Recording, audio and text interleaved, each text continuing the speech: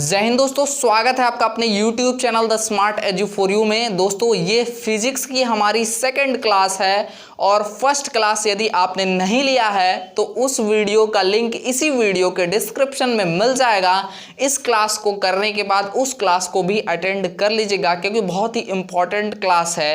हो सकता है आपकी परीक्षा यानी कि पॉलिटेक्निक प्रवेश परीक्षा 2021 में एक प्रश्न उसी टॉपिक से उठा लिए जाए। मतलब एक क्वेश्चन के लिए मैंने कल पढ़ा दिया है, एक क्वेश्चन की क्लास मैंने कल दे दी है। चलिए अब दूसरे क्वेश्चन के मतलब 100 में से दूसरे क्वेश्चन के लिए अब हम पढ़ने चल रहे हैं। ठीक है, तो पिछली क्लास में मैंने आपको फिजिकल क्वांटिटीज के बारे में नहीं बताया था। भौतिक राशियां क्या होती हैं, फिजिकल क्वांटिटीज क्या होती हैं। ठीक है, तो फिजिकल क्वांटिटी आप नोट कर लीजिएगा, बहुत ज़रूरी है। हो सकता है पूछ लिया जाए आपसे परीक्षा में फिजिकल क्वांटिटीज क्या होती हैं। तो physical quantities are those quantities which can be written as numerical form. मतलब भौतिक राशियां वे राशियां हैं जो न्यूमेरिकल फॉर्म में लिखी जा सकती हैं। अब लिखी जा सकती हैं तो ऑब्वियस सी बात है पढ़ी भी जा सकती हैं। तो physical quantities are those quantities which can be written as numerical form. मतलब भौतिक राशियां वे राशियां हैं जो न्यूमेरिकल फॉर्म में यानी अंकिक मान में लिखे जा सकते हैं। ठीक, तो ये आपको क्लियर हो गया होगा। अपनी कॉपी में ये चीज नोट कर लेंगे। ठीक है, ऐसे साइन बना के। तो फिजिकल क्वांटिटीज, अब चलिए बात करते हैं टाइप्स के बारे में। तो कितने टाइप्स की होती हैं? दो तरह की, मुख्यतः दो तरह की माना जाता है। एक होती है मूल राशियां यानी कि फंडामेंटल क्वांटिटीज। मूल राशियां यानी कि फंडामेंटल क्वांटिटीज। ठीक है, और दूसरी होती हैं व्युत्पन्न राशियां यानी डिराइव क्वांटिटीज। ठीक है, ठीक। तो फंडामेंटल को ही क्या कहते हैं? मूल राशियां कहते हैं। और डिराइव को ही हम लोग क्या कहते हैं? व्युत्पन्न राशियां कहते हैं। ठीक है, तो ये दो तरह की राशियां हैं। इनमें से फंडामेंटल क्वांटिटीज के बारे में मैंने पिछली वीडियो में बात कर दी है, मैंने उसको समझा दिया है बहुत अच्छे से। एक बहुत ही शानदार ट्रिक दिया है मूल राशियां याद करने के लिए। वो ट्रिक पॉलिटेक्निक प्रवेश परीक्षा में बैठने वाले हर एक स्टूडेंट को याद होनी चाहिए जो हमारे चैनल से तैयारी कर रहे हैं, प्रिपरेशन कर रहे हैं। ठीक है, वो एक ट्रिक आपको कई जगह काम आएगा बहुत आसान तरीके से। केवल वो एक लाइन याद करके बहुत सारे आंसर आप दे सकते हैं। कैसे देंगे उसको भी मैं बताऊंगा जब क्वेश्चंस कराऊंगा थियरी का तब। ठीक है, अभी क्वेश्चंस करने के लिए जरूरी है कि आपको थियरी पता होनी चाहिए। मतलब थियरी पहले पता होगी तभी तो आप उसके आंसर दे पाएंगे। तो पहले थियरी पढ़ लीजिए, उसके बाद उसके ऑप्शन देंगे। ठीक है, तो व्युत्पन्न राशियां समझ लेते हैं क्या होता है। व्युत्पन्न राशियां क्या होती हैं? व्युत्पन्न राशियां जो है मूल राशियों से ही व्युत्पन्न होती हैं, ये व्युत्पत्ति होती है यानी डिराइव की जाती हैं। वे राशियां जिनको व्यक्त करने के लिए, ठीक है, बताने के लिए, डिनोट करने के लिए हमें मूल राशियों की जरूरत पड़ती है, उसे ही हम क्या कहते हैं? डिराइव क्वांटिटी कहते हैं, यानी कि व्युत्पन्न राशियां कहते हैं। अब डिराइव क्वांटिटी में क्या क्या हम देख लेंगे? आयतन, ठीक है, क्षेत्रफल। ठीक, तो ये सब जो है आपके किस में आ जाते हैं? डिराइव क्वांटिटीज में आ जाते हैं। आपका चाल।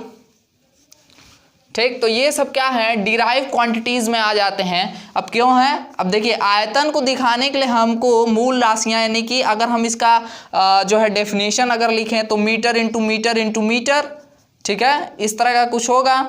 तो यहाँ पे मीटर किसका मात्रक है? आपका लंबाई का, यानी लंबाई गुणे लंबाई गुणे लंबाई।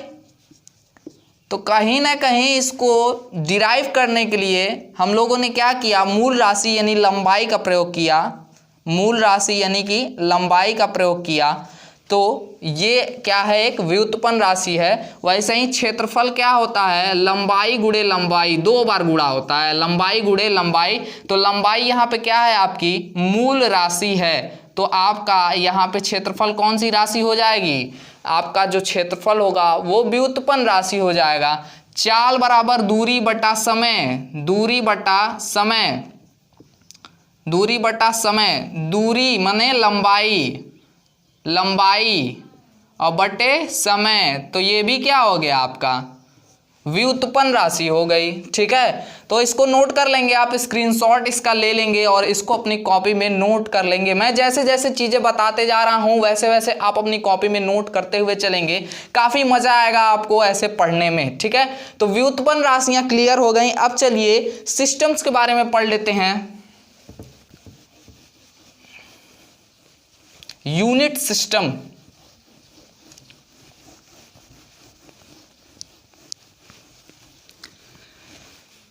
चलिए यूनिट सिस्टम के बारे में देख लेते हैं। यूनिट सिस्टम कितने होते हैं?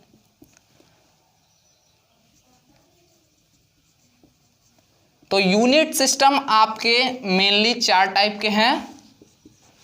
सीजीएस, एफपीएस,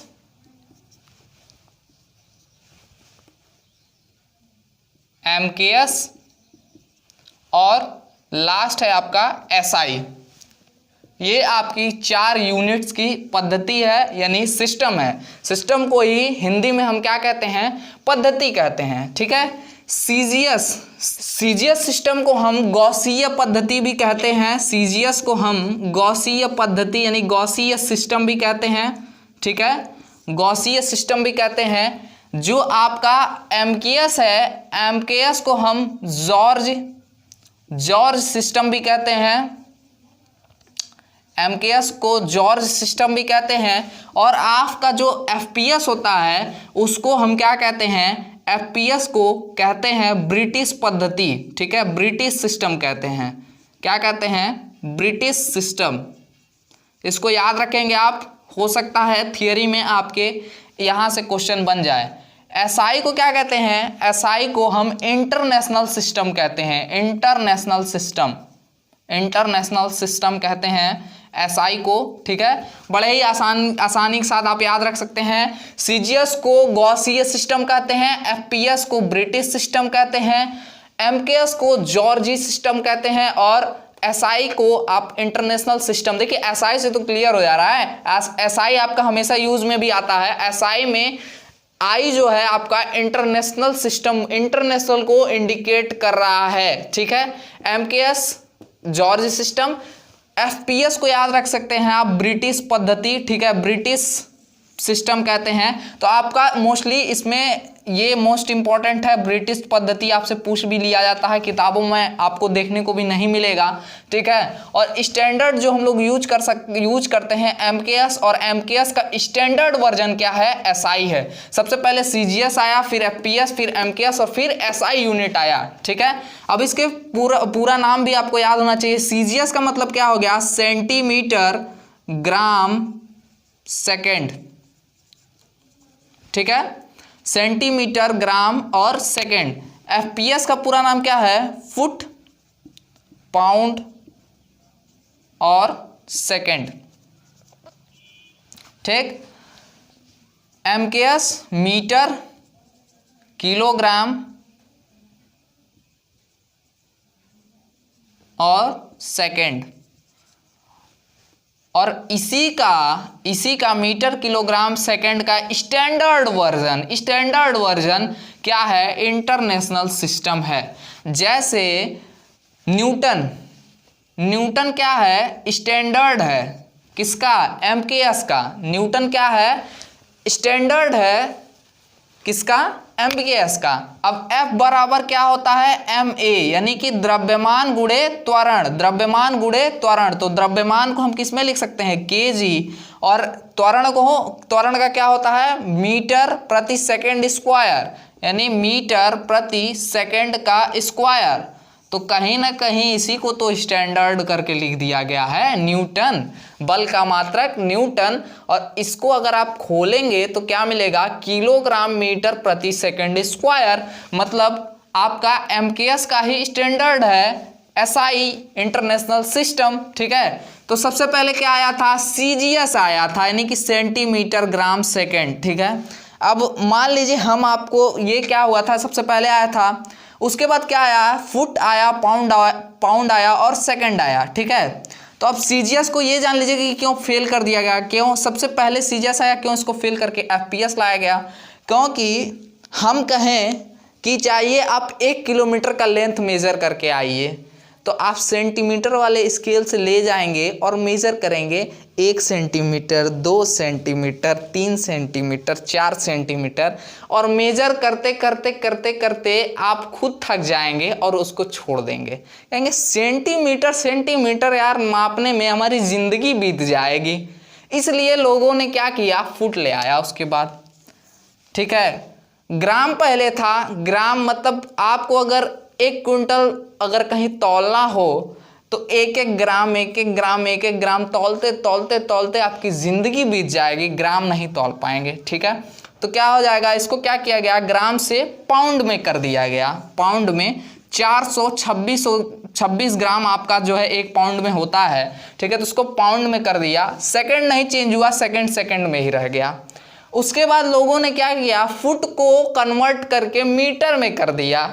क्या किया, मीटर में कर दिया। फुट भी उन लोगों को छोटा लेंथ लगा, बड़ा लेंथ मापने के लिए फुट जो है बहुत छोटा लेंथ लगा, इसलिए लेंथ को क्या किया उन्होंने, बड़ा कर दिया और उसको कन्वर्ट कर दिया मीटर में। ठीक है, तो 1 मीटर में कितना सेंटीमीटर, 100 सेंटीमीटर आपका आ जाता है। ठीक, तो फुट को मीटर में बदल दिया। उसके बाद पाउंड को किस में बदल दिया, किलोग्राम में।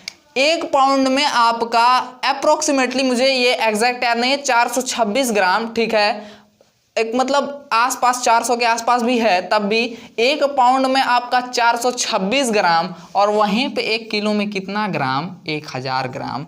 मतलब कहीं ना कहीं इससे तो ये चीज़ बड़ा है।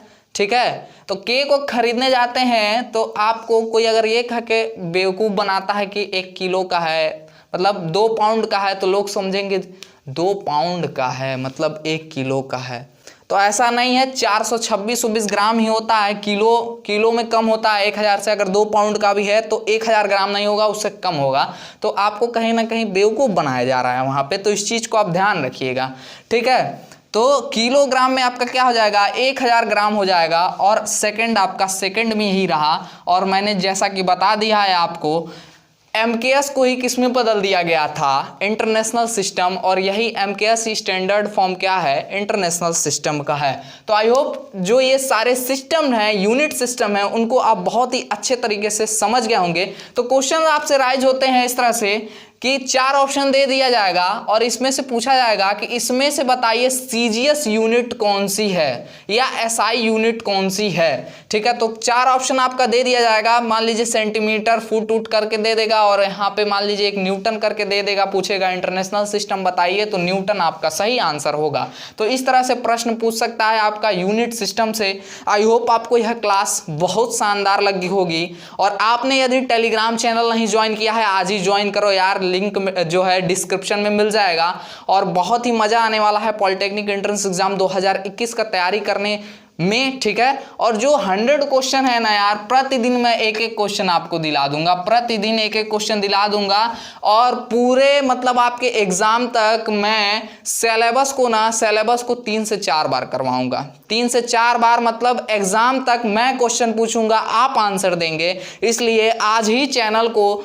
सब्सक्राइब कीजिए, नोटिफिकेशन बेल को प्रेस करके नोटिफिकेशन को ऑल पे सिलेक्ट कीजिए, और अपने दोस्तों के साथ यार शेयर कीजिए, क्योंकि शेयर करेंगे, स्टूडेंट्स जुड़ेंगे, हमारी फैमिली बड़ी होगी, तो थोड़ा सा हमें भी हौसला मिलेगा, हिम्मत मिलेगा, और मज़ा आएगा पढ़ाने में। ठीक है, तो शेयर कीजिए, शेयर करना ना भूलिए। आई होप आपको यह वीडियो बहुत अच्छी लगी हो आज की, और मिलते हैं अगले वीडियो के साथ। तब तक के लिए जय हिंद, वंदे मातरम।